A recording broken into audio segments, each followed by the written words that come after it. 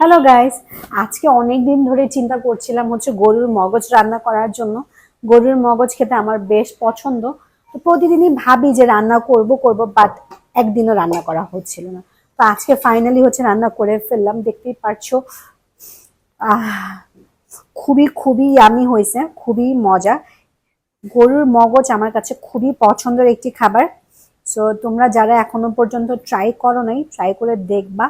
Trust me, একবার রান্না করলে এর প্রেমে পড়ে যাবে। আমি কিন্তু একদম হচ্ছে ভুনা করে ফেলছি, এখানের মধ্যে কোনো পরিমাণ হচ্ছে ঝোল রাখিনি। এখানে অবশ্য একটা গরুরই মগজ। আমার বাসায় হচ্ছে আমি হচ্ছে মগজটা বেশি পছন্দ করি, তাই আজকে আমার জন্যই হচ্ছে স্পেশাল মগজটা রান্না করছে। আহ আজকে একদম মন ভরে পেট ভরে খাবো। সো চলো তোমাদেরকে একটু সামনে থেকে দেখাই।